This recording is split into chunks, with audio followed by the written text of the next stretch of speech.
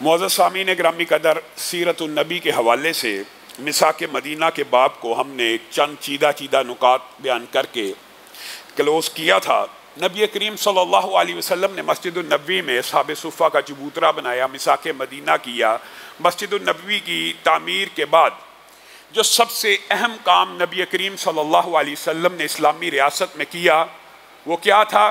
نبی کریم صلی اللہ علیہ وسلم نے جائزہ لیا کہ جب مسلمان بازاروں میں جاتے ہیں تو معیشت کے اوپر یہودیوں کا کنٹرول ہے، معیشت ساری کی ساری ان کے کنٹرول میں ہے، مسلمان مظلوم اور پسا ہوا طبقہ بن جاتا ہے، یہودی سود کے اوپر لین دین کرتے ہیں، یہودی اپنے جو ان کا حساب ہے اس کے مطابق مسلمانوں سے لین دین تجارت کرتے ہیں، مسلمان مجبور ہیں، معیشت ان کے ہاتھ میں ہے۔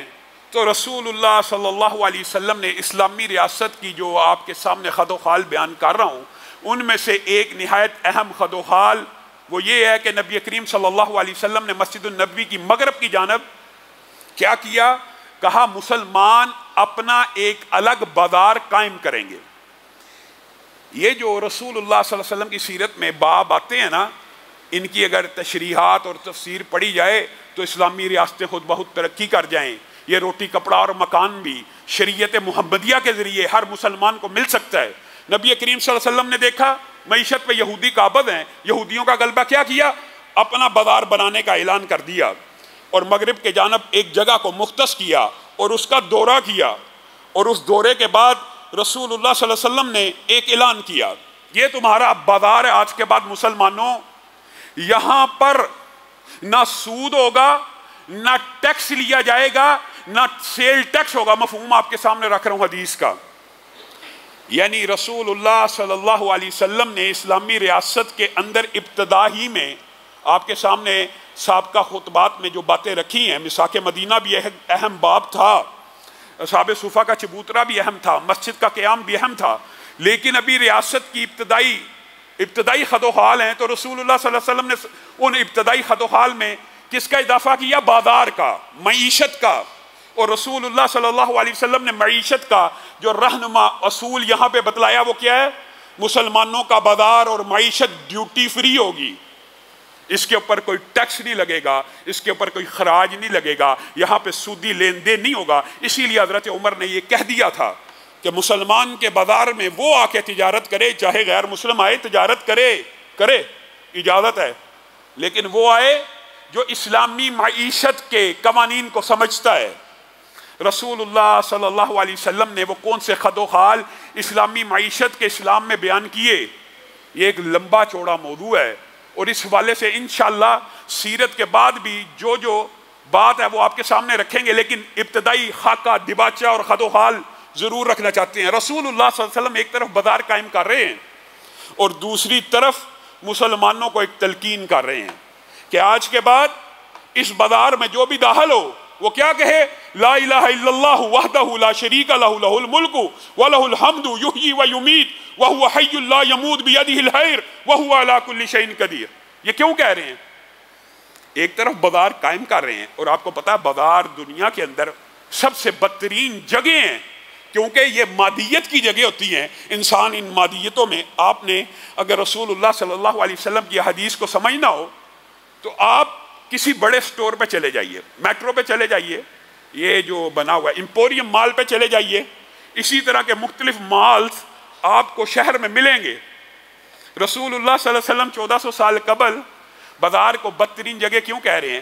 کیونکہ یہ مادہ پرستی کی جگہ ہوتی ہیں، اجازت ہے، مباح ہیں، ظاہرہ تجارت تو ہونی ہے، لین دین تو ہونا ہے، لیکن رسول اللہ صلی اللہ علیہ وسلم ان کو بدترین اس لیے کہہ رہے ہیں کہ یہ جو لگژریز ہوتی ہیں، انسان مادیت میں مگن ہو جاتا ہے، اس مادیت کے پیچھے بھاگتے بھاگتے ایک وادی سونے کی ہو تو خواہش کرتا ہے دوسری بھی ہو۔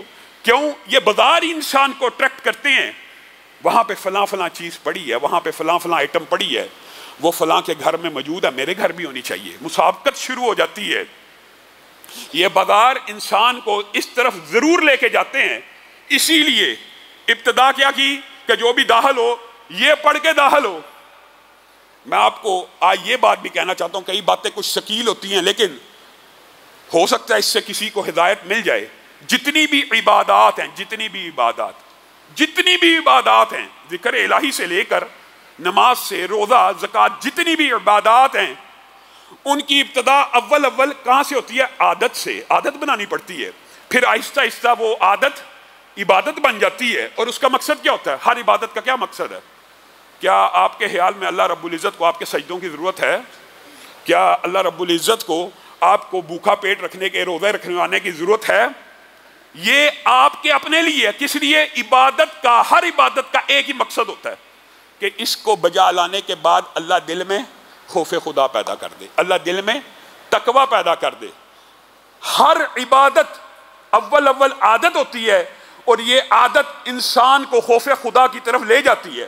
آپ نے اگر دیکھنا ہو کہ آپ کی نماز قبول ہو رہی ہے، آپ کا ذکر اذکار قبول ہو رہا ہے یا نہیں ہو رہا، تو اس کا بڑا آسان کلیہ محدثین نے یہی بیان کیا ہے، اگر تو وہ عبادت دن بدن آپ کے اخلاق اور آپ کے معاملات، میرے بھائیو یہ بات بڑی اہم ہے جو آج کرنا چاہتا ہوں۔ عبادت کرنے والے بڑے بڑے ولی اللہ بھی دیکھے ہیں، اور بڑے بڑے نیک لوگ ہمارے معاشرے میں ہم نے دیکھے ہیں الحمدللہ۔ اس مساجد میں بھی، ان مساجد میں بھی بڑے بڑے بزرگ آتے ہیں، اور اللہ تعالیٰ ان کی عبادتوں کو قبول کرے۔ لیکن مشاہدہ یہ ہے کہ عبادت کے پکے اور پختہ لوگ بھی معاملات کے کھوٹے نکل آتے ہیں۔ عبادت کے پکے اور پختہ لوگ، 5 وقت کا باجماعت نمازی، 30 دن کا روزے رکھنے والا، اگر تیری عبادت کا اثر تیرے معاملات پہ ظاہر نہیں ہو رہا، اور تو معاملات کے اندر رسول اللہ کی اتباع اور پیروی نہیں کر رہا، تو اللہ معاف کرے، میں تو یہ فتویٰ نہیں دیتا کہ تیری عبادت قبول نہیں، لیکن تجھے اپنی عبادت کے اوپر نظر ثانی کرنے کی ضرورت ہے۔ تیری نماز میں تجھ میں اتنا خوف پیدا نہیں کیا کہ تو سود چھوڑ دے؟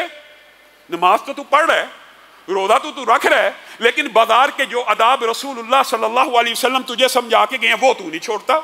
بازار کا پہلا ادب اس وظیفے کو، اس کلمے کو پڑھ کے بازار میں داخل ہوا جائے،